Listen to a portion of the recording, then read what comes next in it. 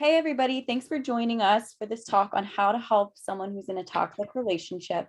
I want to welcome Amelia, who is the Director of Education for the Domestic Violence Center of Chester County. She's here with us to review things that you can do if you suspect you or a loved one are in a toxic relationship, how we can miss the signs, red flags, and next steps, I guess, if you want to get help for your loved one today. So, Amelia, if it's okay, I'd like to share, and we talked about this a bit before we started the Zoom, the actual definition of toxic from the Merriam-Webster dictionary, because I think all of us use this term and we all kind of know what it means in conversation, but it can be helpful to really know what the data says and what we're actually saying when we use this word. So there's three definitions. The first is something that it contains or it is a poisonous material that's capable of causing death or serious debilitation. Someone who exhibits symptoms of an infection or toxicosis or being infected or having something toxic in them. Something that is extremely harsh, malicious, or harmful. And then there's a fourth definition, which is related to something that's expired, right? So we've all had food that has gone bad in the fridge, and we definitely know if we eat it, it's going to be toxic for us. So these are all sort of elements that we're going to touch on tonight because they not only apply to substances, they also apply to relationships and relationship behaviors. But Amelia, can you talk to us a little bit more about this? And then also how does it relate to the definition of domestic violence? So I love that you talked about the definition of toxic. A lot of people use this terminology, right? When we talk about abusive or unhealthy relationships, we've heard that term toxic expressed a lot. I even have young people who will often say, well, what's the difference between a toxic relationship and abusive relationship? That's a great question. It is. And Yeah. I often will say, I don't think there's much of a difference. Toxic, it sounds pretty bad, and as we say, if we're talking about the definition of toxicity, it is something that can cause death and serious debilitation. Abuse can cause, unfortunately, death and serious issues, whether it be physical issues or psychological problems that might occur. Individuals with trauma responses and PTSD, anxiety, and then all of those, your psychological health directly reflects in your physical health. And so, unfortunately, we'll see unhealthy relationships will often take not just a psychological toll on a victim survivor, but also that physical toll.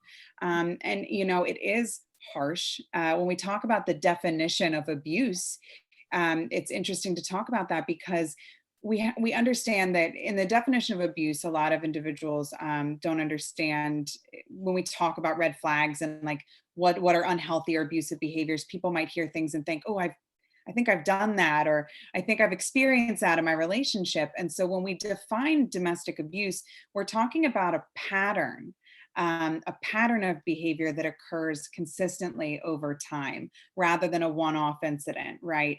And so whether it be verbal abuse or psychological abuse or that physical abuse, which it can be a wide variety of types of abuses, over time, these things occur again and again and again. And also, it's about establishing and maintaining power and control over another person. So it is harmful and malicious because at the core, it's about controlling someone else. It's about having power over them. So beautiful. Thank you for sharing that. And guys, if you're at home and you're thinking, oh, wow, I hadn't thought of it that way exactly. This is why we have Amelia here. And this is why I really am honored to have her representing Domestic Violence Center of Chester County, because this organization has been helping the community for 45 years. And so they are the experts. And so it's okay if you're feeling like, oh my gosh, I already have questions. This is why they're here, and they're a phone call away 24/7 for free. And so I encourage you, write down the questions that come up during this conversation, and you can call in anytime. You can call in anonymously. You can call and describe your friend's relationship and say, I'm thinking these are red flags, like, which we're going to talk about in a minute, what some red flags are. But I'm thinking this is toxic or abusive. What do you think as the experts? They can give you that guidance. So the other thing I want to say before we move on, this conversation may bring up some emotions for you. And so when I want to invite you, if you feel yourself getting tense or activated, just take a deep breath, let it out. And then maybe go do something after this talk. Take your notes for sure, but go do something to sort of switch up your physiology. Maybe go outside, look at the sun or the stars, depending on the time of day. Go play with a puppy or a kid, or and switch out, because this is a really important topic, but it may demand a lot of you to stay regulated while you listen. But it's important, right? So we're here for it, and we're here for you. So Amelia, you mentioned some red flags, and kind of wondering, okay, what's the difference between maybe like normal relationships and arguing and figuring each other out, and then what are some red flags that no, something's really wrong here? Absolutely. So when we talk about red flags, I think the first thing to think about is that red flags can vary across relationships. That's something that you get to define in your own relationship, right?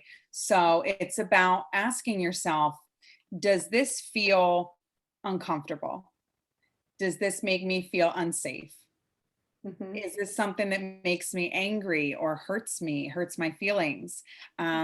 If any of those things are happening, listen to your gut.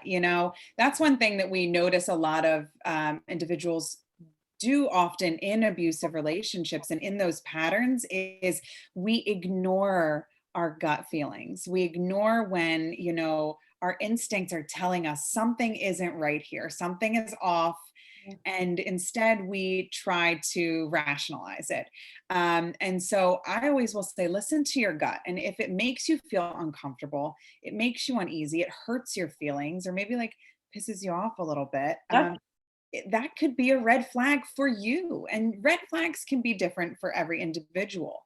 But when we talk about red flags, in the sense of things that many survivors experience, we have a whole list of them on our website. And the list goes over wide variety of categories of red flags, whether it be verbal, psychological, digital and technological. Red flags are a major thing right now in this increasingly virtual world. And so it can be things that we often see, like making you the butt of a joke.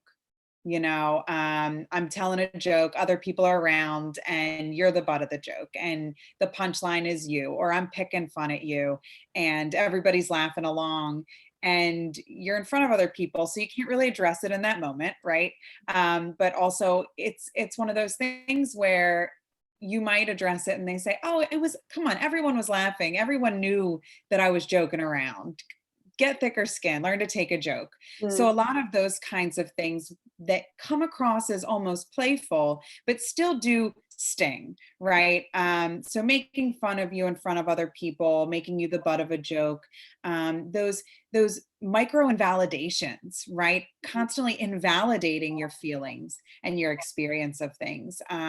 Something as little as, learn to take a joke, get thicker skin, I was just kidding, or something as manipulative almost as, I didn't mean it like that, I might have said that, but that's not what I meant, or it didn't say it like that, I said it like this. And what that is a form of gaslighting. And gaslighting is a term that is used often, and I think it's something that people are starting to understand and talk about more, is this issue of gaslighting. But that's a major red flag. Gaslighting is shifting and changing around the narrative of the relationship, shifting and changing the story of what happened in a way that, I'm not a bad guy, I'm a good guy. I Mhm. didn't mean it like that, I meant it like this. Mhm. You're overreacting. You need to calm down. You need to take a breath, right? You're You- crazy yes. yep. And that's the thing, Favorite for term. lack of a better word, they want to make you feel crazy Yeah. and like you are overreacting. The term actually comes from a movie from the 1940s in which, a partner was really attempting to make the other person go insane. Yeah. Um, and so that's an important thing, is gaslighting, is constant invalidation of Okay. your reality, of your experience, of your feelings, invalidating your friends and your family members, and maybe controlling who you see or who you talk to. And an important thing about a red flag is when we read, oh, controls who I talk to and who I see. I think we think of like this Hollywood version of abuse where someone's saying, you're not allowed to hang out with this person. And it's very dramatized, when in reality, it's going to be far more subtle than that. Right. It's not going to be, I'm telling you, you're not allowed to hang out with that person. It's going to be me slightly discouraging it. Oh, you're hanging out with your friends tonight? Oh, I thought we would do something nice together tonight. We haven't done something nice in a while. And then I act real disappointed, which might discourage you from spending time with your friends and instead stay with me.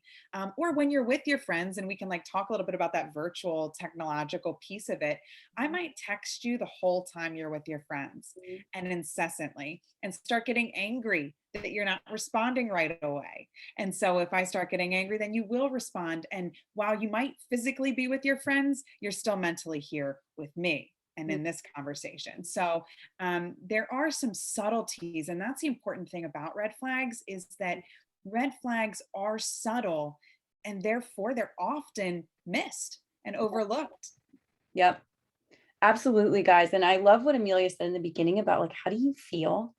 Right? Like, do you feel crazy? Because often I have clients come in and they've never talked to a counselor, or they never even have considered that they're in an abusive relationship or toxic relationship. But what they tell me is, oh, I'm just crazy, or I'm just too much, or he tells me I'm crazy, or she tells me I'm crazy. And I sometimes say, whoa, whoa, whoa, stop. I'm actually a medical professional. And if I thought that you weren't in your right mind, I'd have to get you help.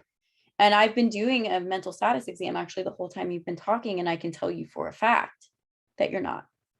And so if you are someone who frequently questions your own sanity, your own logic, right, it can be helpful to either call the domestic violence center, run the scenario by them, and you can say to them, do I sound crazy? Am I the problem here? Or go see a doctor or a psychologist or some kind of counseling professional and ask them, is my perception of reality accurate? Right, because this is part of when, if you're starting to recognize some of these instances that Amelia is bringing up, then I want to encourage you, first of all, if you're a friend and you recognize this of another friend, we're going to give you the skills that you need to help them, but never be afraid to ask a professional for their opinion, because that it can be really valuable when you're in that place of confusion. So Amelia, any more on that topic before we switch over to how friends and family can help? I think it's just important to talk about how individuals miss those red flags, because a lot of times that's like the first things when I'm out in the community and I'm teaching about domestic violence and what it looks like, what it feels like, the cycle of abuse and the red flags of abuse. That's the main question: is what are those red flags and Mhm. how do people miss them? Right. Because that's a lot of individuals, myself, even as a survivor, we get deep into the relationship and we even ask ourselves, how did I get here? Mhm. I missed something along the way. Mhm. Things pile up over time and it gets to a place where it's hard to ignore the health or the unhealthy nature of the relationship. And so that question of how do we miss it comes up a lot. And a lot of survivors blame themselves for missing the red flags. And I want to let you know it's because they're so subtle, and it's because our society makes it difficult to see the red flags in twofold. First and foremost, we rationalize these things. And I talked about rationalization very briefly, but we try to look for a reason other than this person is purposely Right. trying to harm me, right? We don't want to, this is someone we love, whether it be a partner or a family member. This is someone we love deeply. And it's not, easy to look at someone we love and say, there's something wrong here and they're trying to hurt me, right? We want to see the good in the people we love. So we try to look for rational reasons. Oh, things have been really stressful, work's piling up, and the kids have been, a lot this week. And, you know, we think like, oh, I should have helped out when they said that I should have helped out, that gaslighting, that victim blaming. We might internalize those things. So we look for an explanation outside of the fact that this might be an unhealthy or abusive relationship. So rationalization is a huge part of it. But the other thing that's a big problem with people missing these things is the normalization of red flag behaviors. Like unhealthy interpersonal behaviors are very common. I'm not going to run through the red flags and say, I've never done any of these. No, I'm human, right? We're all human. We all make mistakes and engage in ways that can be unhealthy. But what it comes down to is we've almost normalized it to a level where we overlook it. A lot of times I will ask groups, have you ever heard someone say, relationships are supposed to be really hard? Relationships take hard work. Yes. Relationships can get tough sometimes. You just got to work on it. And I found myself, even in my abusive cycle, telling myself those things. This is hard, but relationships are supposed to be hard. Relationships take hard work. Right. I And know. this must be what they mean, right? And so that's a huge piece of normalization, right? And then the I other, just want to go back and be like, it doesn't have to be this way. it Yeah. doesn't. Yeah. And it's interesting when you're out on the other side of abuse and you're able to see clearly, because it's like a smoke screen. They're constantly trying to confuse you and make you second guess yourself and second guess what's going on. When you're out on the other side, it's interesting how clearly you can see not only your worth, I'm worth a love that is going to uplift me and make me feel good. And when I'm in a healthy love, it actually is pretty easy. And being able to differentiate, okay, we're going through a tough time in this relationship. Sometimes life is hard and life trips you up and life puts stress on your relationship. So asking ourselves, is this a barrier, an obstacle in life that we are facing that might be putting stress on our relationship? Or is our relationship the stressful thing in life? And this is where, yeah, and guys, this is where, again, call DVCCC, DVCCC. Yes. It's dvccpa.org is your, yes. is your dvccpa.org. Or it's worth one session with a couples counselor, one session with your doctor. Like, this is something you're probably not going to be able to figure out on your own if you're in it. And that, again, if this is for a friend or family member who is really resistant to intervention or help, and who is really in what we call this pre-contemplative stage, where they're not even willing to accept that there's a problem, get a professional's opinion, because they can see things clearly because they're on the outside. And I want to talk to those of you who are listening. So many people who I work with, at least, are very highly emotionally intelligent. And so what that means is you spend a lot of time thinking about, well, they were hurt when they were growing up and they have this trust issue. And so I get why this is their behavior. And in trying to understand, you can really lose yourself. You can really stop tuning into, how does this make me feel, regardless of what's causing this behavior, right? Which is not your business. This behavior is affecting me. And so I want to go back to this word toxic, because I want to talk about and just remind everybody, in medicine, aspirin might be just fine for someone to take if they don't have any health conditions, right? But if you have a history of a bleeding disorder and you take it, it is toxic for you and you could die. Does that mean aspirin is bad for everyone everywhere? No, but we know it's definitely bad for certain people. And so I want to invite you, if you're someone who tends to get tripped up on like trying to understand people's behavior, and therefore it's really hard for you to set boundaries or make a judgment, start to think of it in this way of like, okay, how does this affect me when I'm with this person? How do our interactions go? Without any even judgment on them, my first thing is to check in with myself. And if you feel sick, or you feel like you've ingested something toxic, or it makes you feel crazy, that's your own red flag.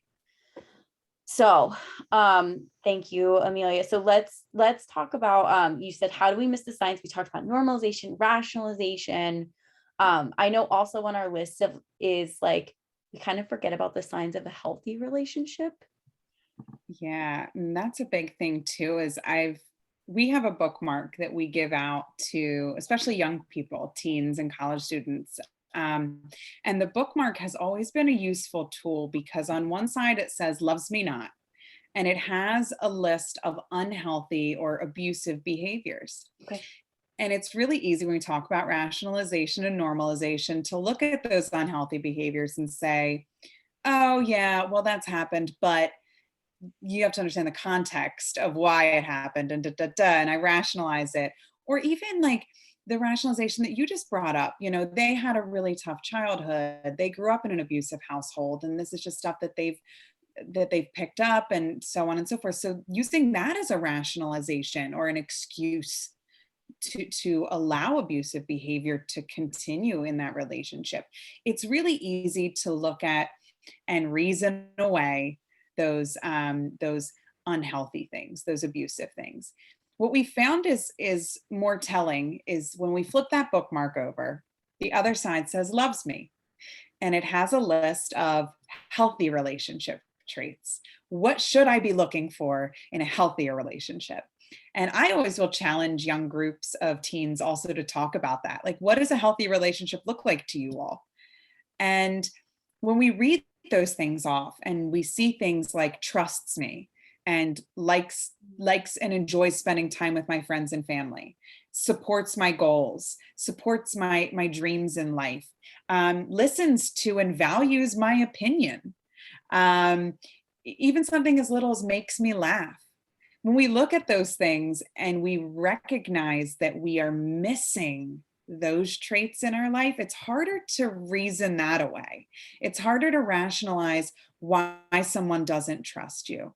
It's harder to rationalize why they don't support your goals. It's harder to make an excuse as to why that individual doesn't value your opinion or listen when you have input, right? And so I think looking over what a healthy relationship looks like and talking about healthy relationships more than focusing on the negative can help individuals recognize that there are healthy, loving, easy, doesn't take hard work kind of relationships out there for you, Yeah.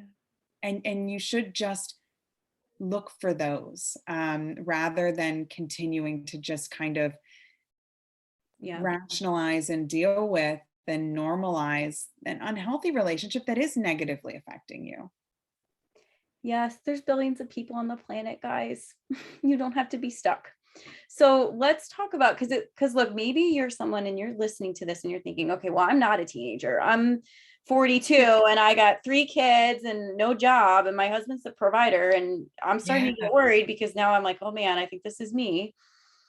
Let's talk about what resources are available to help with some of the barriers someone might feel, which is like, well, I'm going to have to get divorced. I'm going to lose my housing. Maybe I'm afraid for my safety and my kids' safety. And you guys have resources for all of that. So let's talk about those. Yeah. So at the Domestic Violence Center, for lack of a better term, I often will say that we're a one-stop shop Oh, yeah. when it comes to domestic violence Yeah. victimization. Yeah. We do everything from like that immediate triage kind of work, which is picking up that hotline call and speaking to someone in the midst of a crisis, or speaking to someone who's taking that very first step to learn more about how they can get that help and find freedom from this abusive relationship. So we have a 24-hour hotline where there's always someone available, always someone there to talk to. And what's great about the hotline is it's completely anonymous. So if you're not ready to fully commit to those services, like fully commit to getting a restraining order or moving into housing, you can just kind of share what you're going through and get a professional's opinion and kind of get like a service plan. Like, from what you're telling me, these might be the best services available to you without ever even saying who you are. Another thing is that this is a great resource for anyone. So, friends, family members, even professionals in the field. If you have a client or a patient that you're concerned about, you can call our hotline and share about what's going on anonymously and get a little bit of feedback, and then bring that back to that person and share with them. Did you know the Domestic Violence Center could do ABC for you? So, the hotline is a great resource. The second second thing that I'd like to talk about is counseling. So we have a well-versed counseling team who understand domestic violence specifically. We understand the complicated ways that these things can affect our psychological health, our emotional health, our self-view, the ways that our victim survivors will often rationalize and excuse behaviors, and the healthy and trauma-informed approaches to use with survivors of abuse to really help them clear out that smoke and see things for what they are. So we have a great team of counselors and advocates who can really help rebuild things for you emotionally, and give you the strength, or work with you on getting yourself that strength to walk away or to make a change in your relationship. And the thing about counseling, which is really important to touch on, is to receive our counseling services, leaving that relationship is not a prerequisite. So you can still be in an unhealthy relationship, in your marriage or your partnership, and seek counseling services for, here's what I'm dealing with, this is who I live with, this is who my partner is, and this is kind of what I'm going through. And they can work with you on skills to better communicate with your partner, to better share your feelings in a healthier way. And then if it doesn't work, you can come back, and then they can help you maybe safety plan and look at next steps. But you don't have to be ready to Yeah. particularly leave that relationship to be able to get skills to protect yourself and your heart and your psychological health while in that relationship. So that's an important thing about that. Now, if you are ready to leave the relationship, then that opens up a door to many more services that we provide, which include one of the most important triage services, in my opinion, are legal services. We have 3 full-time staff attorneys that can represent you in court free of charge. So that's a major expense for individuals who are going through these situations, whether it be criminal hearings, right? So if we call the police and a criminal charge has been placed, while the district attorney's office would really be representing us in a criminal case, a domestic violence center attorney will work with that DA and be there to make sure that they're handling it the way that we would like it to be handled, to make sure that you are safe, to make sure that you find justice in that situation. We also have a wonderful team of legal advocates, many of which are bilingual, who can not just make sure that things are being handled well, but they can actually help you filing paperwork and going through every step of what can be like a really confusing process of navigating the legal system. They can let you know, here's what's going to come next. And this is the preliminary hearing, and then there'll be this hearing, and then we'll go to the final. And so, they can really help you navigate that and know exactly what's coming and what to expect throughout it all, and make you make sure that you are in the driver's seat of that, and to understand, here's what's going to happen, and are you okay with that, and is that something that you're ready to move forward with. They can help you construct a narrative to apply for a PFA. And for those who might not know what a PFA is, it's a protection from abuse order. It's a form of restraining order for individuals who are in a violent relationship. And that can be a family unit, anyone who's related by blood, or an intimate or sexual relationship, or marriage, any of those relationships can qualify for a PFA. So getting that restraining order can be your first step to achieving safety. Our approach really is called JARS at the Domestic Violence Center, which is, we always first will seek justice, then we work on autonomy, helping you gain independence, restoration, helping you rebuild your life, and then finally safety, keeping you safe. And so safety planning beyond, like within the relationship, but also beyond the relationship, and even further beyond the relationship. Our attorneys can also help with civil things like custody, which is one of those things that unfortunately can, like, I've achieved freedom, I'm out of this relationship, and yet we share children. And so what we see are sometimes abusive individuals will use custody as a means to then further that control and abuse. And so they will constantly be saying you're in contempt of custody and drag you back to court. And you have to pay your attorney again to represent you, or they'll consistently try and modify the order to take the kids from you. Or, unfortunately, you might have a PFA, but the custody order trumps a PFA. So I still have to see you for this exchange of the kids. So the domestic violence center staff can kind of help you arrange a safe meeting location for where you can do that custody exchange in a way that's going to be safe for you. And, we'll have cameras or maybe even a police presence. So it's really important to make sure that you have a legal advocate that can help you with those safety and justice aspects of things, because it can be, unfortunately, leaving the relationship, especially with children, properties and assets, it can be a long journey before you're finally free of that individual. And that's something that our legal staff is just so well versed in.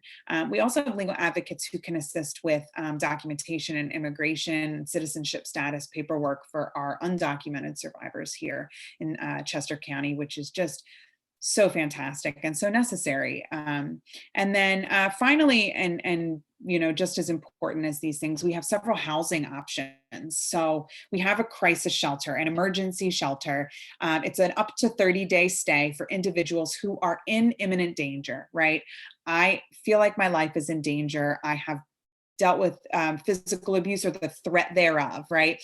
And so I don't feel safe where I am any longer. I can call the Domestic Violence Center's shelter and see if there's space available. And if not, we've been working a lot, especially throughout COVID, to find hotel stays for individuals, places that they can stay. And a lot of the hotels in our area have partnered with the organization to make sure that these individuals are safe and in a confidentially safe location, which is great. But the other thing is, if we are full, we will help to find another shelter in our area. We work with all of our other local DV agencies in other counties. So Montgomery County might have availability, Delaware County, Lancaster County. We're always seeking other options. We also have something called relocation funding for some specific situations. For example, we had a survivor once who called and said, I need somewhere to stay, and we didn't have that availability in that emergency situation for a shelter. And this individual said, well, I have a sister who says I can stay with her. She lives in Georgia. And so what we did is we worked with the sister and we filed the paperwork and we paid for that individual to get on a train and get to Georgia and be able to go stay with their sister in Georgia. So those relocation funds make a major difference in people's lives sometimes. And guys, this is a gift, because if you are not, so this is in Chester County, which, you might be like shocked to even hear that this is available, but this help is not available everywhere. Mhm. I went to school in Seattle, which is very well resourced. You would think that this type of help is available, and it's not. And so I really highly encourage you, please. This is so valuable, and it could save you hundreds of thousands of dollars. You mess up the legal stuff from the beginning, right? Like you're in for hundreds of thousands of dollars potentially. Like, I cannot explain how life-saving and amazing these resources are. So I'm so impressed. I didn't mean to interrupt you, but I'm just like Oh, trying you're good. Yeah. So there's more. Yeah, we actually have a long-term shelter. So we call that our bridge shelter. And that's for individuals who have an income of some sorts, who are able to start budgeting a little bit for housing and getting back on their feet from, starting in this shelter where I had nowhere to stay. And a lot of individuals might not even have a job, or, maybe I got married right out of high school. I never got education to get a better job that would allow me that independence to find a place, especially here in Chester County where the housing prices are unbelievable. And so our bridge transitional shelter is for individuals who are in transition from that place where they might be in a shelter to a place where they may be able to obtain their own permanent housing. And then finally, we have a permanent housing solution for survivors, and it is called Phase 4. It is a neighborhood that consists of 13 three-bedroom townhomes and 4 one-bedroom apartments for families and single adults who are just seeking somewhere to stay that is safe and long-term for them. This is so amazing. So I want to offer to you guys, there are a number of ways that you can call the Domestic Violence Center confidentially, right? Obviously, you can call anonymously the first time you call, start to get an idea of what help might be available to you. You can book a discovery call with me and ask to come in person to the office, and we can call together so that this number isn't on your phone. No one sees it on your phone bill, right? We can do this together. Any physician, primary care physician, will do this with you. Mhm. You can go into police station or a fire station, right, and let them know that you need help. And most everybody in the Chester County area is going to know about the Domestic Violence Center and help you get connected. So there's options, and I urge you, please, like, at least do the initial call where you can start to ask them, do I even qualify? I'm sort of wondering, what you could even do, because it's 24/7. You could call right now. Yeah. Oh my gosh, amazing. I'm in awe of you guys. So I do want to ask, if people want to support your work, what's the best way to do that? So there's many ways that you can support our work. First and foremost, being October, it is Domestic Violence Awareness Month. So all throughout October, I will always encourage anyone to help us raise awareness. So go on social media and share something. Share this conversation that we're having. Share it with friends. Share it on your story or on your social media. Um, Honestly, we're going to be sharing posts and information and statistics and articles all throughout the month. Share those things. Share our page just as a resource for other individuals. Take a photo, because you see this purple ribbon behind me right here. We are actually painting the town purple in 9 communities across Chester County by hanging these purple ribbons. We've been doing this for years, and it just continues to grow into more communities. And if you see one of these beautiful purple ribbons, take a picture of it and share it on social media, and tag us and put our website in there and let people know, hey, there's purple ribbons in town. Did you know that it's for Domestic Violence Awareness Month? That's just an easy, quick thing that you can do to help support the work that we do by helping us raise awareness. We're also partnering with a number of local libraries. So if you live in like the Spring City area or Coatesville area, I know that those libraries have whole displays. We have a book list on our website. So if you go to dvccpa.org/DVAM, which is Domestic Violence Awareness Month, it's an acronym, just like DVCCC. You can pop on there, and we actually have a book list. So you can go on the Chester County Library System website and reserve a book and just learn a little bit more, raise your own awareness of this issue. And it's a list that has memoirs and nonfiction, but also fictional books, if that's your preference, to just learn a little bit about it. Another thing that you can do is, as a nonprofit organization, every service that we provide is 100% free. And we can only do that with the monetary support of our community. And so while a lot of our programs are funded through government grants and things that we've applied for, that money only goes so far, and it only lasts for so long before we have to seek other alternatives. And so we're always really, really grateful to individual donors. So if you visit our website, and a $5 donation is so little, but it actually can go like a really far way in helping support the work that we do. And you can also volunteer. So if you go to dvccpa.org/become-a-volunteer, and you'll actually connect with me. I help oversee our volunteer education and onboarding. So volunteer opportunities are anything from coming in and helping with the shelter, right? If someone comes down and needs shampoo and conditioner, they ran out, you can help get them that. They need someone to just sit and talk to in the middle of the night or in an afternoon or evening, or they need to get into the building, you can get them in the building, you can greet them and help them come in.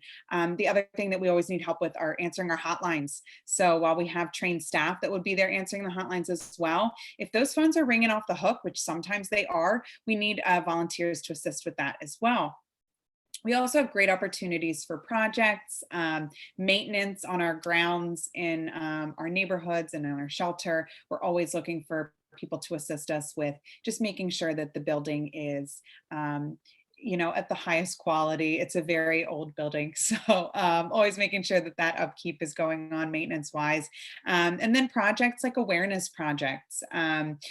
We had volunteer groups assist us with hanging the ribbons every October. We have volunteer groups who will even come up with an idea on their own and say, like, I'd love to do ABC as a way to raise awareness. And I always partner with people who come up with cool creative ideas to do this, like you did. Dr. Kate, you reached out and said, let's have a Instagram live and talk about this. And so I'm glad to partner with individuals and organizations to help us educate the community. Love it. So any skill set you've got, guys, DVCC can use it. Yes. So please, whether you want to trim hedges or paint or talk to people, and many of you, and if you're from my clinic, you know this, meaning and purpose are so vital. And joy, it brings you joy to help others, particularly others who really need it. And so if you are someone who's at home and you're feeling kind of like you need more meaning and purpose in your life, volunteer. It's good medicine. So let's round this out, because I know we always say we're going to talk for a half hour, and then it's like there's just so much to talk about. And this is so wonderful. So I want to talk just briefly. Someone might have watched this and think, all right, I'm ready to talk to my loved one.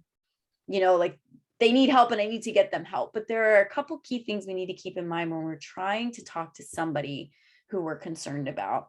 And you had mentioned those in the beginning, things like listening. Do you want to talk about those for another few minutes? Yeah, absolutely. So the first thing I always say is you have to leave all your judgments and preconceived notions at the door. And I think that's a hard thing too with people, especially people who've had experience with an unhealthy relationship themselves. We kind of tend to project our own experiences onto the people we love. Oh, this worked for me. You should try this. And instead of doing that, just leave everything that you might want to say or do or advise them, and just listen. So be completely non-judgmental and just listen to what they're telling you. Sometimes people just want a sounding board. I just need to vent. I mean, I think we've all vented and then got a bunch of unsolicited advice that we weren't actually asking for, of just trying to vent. Let your friends vent. And then if you feel like there is a need to respond, I think the best thing that you can do is validate. So validate that person's feelings, their experience, their reality. You can combat. We talked about red flags. We talked about that invalidation, that gaslighting type of behaviors. You can actually actively combat that by validating. Oh, they're going to gaslight this person, then I'm going to undo that by saying, that actually really wasn't nice of them to do that. They said that was a joke. It wasn't a funny joke. I would have been hurt by that too. I think that anyone would have been hurt by that. So when we're validating their experiences, we're letting them know that it wasn't okay what happened. It wasn't normal or healthy. And that their response to it, especially their emotional response, was normal, was okay. You aren't crazy. Anyone going through this would have felt the same way, would have reacted the same way. I'm surprised that you kept your cool. Those kinds of responses can be very helpful in allowing that person not to, have their reality and their feelings invalidated by a partner. The other thing, though, is if you really do want to give them some advice, what I would often say is to let that survivor be in the driver's seat. So instead of saying you should call the hotline or you need to leave this relationship, let's first put it on them. Ask them, what do you think you should do? And a lot of times I remember being in an abusive relationship and having someone ask me that. It was a boss that I had at the time. I was teaching at a local daycare, and she said, well, what do you want to do? I had never been asked or put in control of my choices in a long time, because an abuser is choosing everything and they don't care about your input. They're not going to value that or ask for your input or your opinions on things. And when someone says, what do you want to do? Your wheels start turning and you think, what I might never have thought, what do I want to do about this until you've asked me. And so I might come up with some ideas. Maybe I could go to couples counseling with them. Maybe I could try a different approach next time. And I'll put some ideas out there on the table, myself as the survivor. But then you can also, as they're coming up with ideas, that's when you can, in a way that's non-confrontational and not unsolicited, say, you could also try maybe calling the domestic violence center hotline. Hey, I could even call with you and pretend that I'm going through this and Mhm. say, I'm in a relationship, and just, we could see how it goes, and how that call works out. Or, I could throw out some advice like, why don't you just come stay at my house for the weekend? Let's just get together. Let's just do, a girls' weekend, and I'll rent some movies and we can just hang in. I mean, those moments, I think, as a survivor, were some of the most impactful in a positive way for me, was Yeah. when my friends were like, let's take a weekend off, and just us, and just do something together, or even just an afternoon together. Taking them to do something that they love, that is them, that reminds them of their worth. There are things that are just me, that aren't me and my partner, and rediscovering those things that make me an individual and make me feel worthy and special and unique and talented. That is a really healing experience that can help you rebuild your sense of self-worth. And if you're rebuilding your sense of self-worth, you are strengthening yourself to see when you're being treated in a way that, isn't worthy of all that you have and all that you are. You are worthy of real love that uplifts you, and remind yourself of your worth, and remind your loved ones of their worth. Just loving someone the healthy way. Let me model it, right? And draw that contrast. Because when I'm with the people that love me the right way and make me feel like they want me here, that they want my voice at the table, that they want my presence in their life, that was a huge thing for me, especially, is I feel so good when I'm with those people, and I don't feel this good when I'm with my partner. Yep. Oh my God, this is such good stuff. So guys, if you need more of this or you want more of this, please call the Domestic Violence Center. Get some next steps. And then I just want to applaud everyone who stayed with us on this throughout this talk. I can tell you're here because you care. I'm glad you were here. Go take some deep breaths, do some self-care, and then figure out a great way to get involved or get some support. We are both here for you, as are the organizations that stand behind us both. So be well, everyone. And Amelia, thank you so much for your time tonight. Thank you.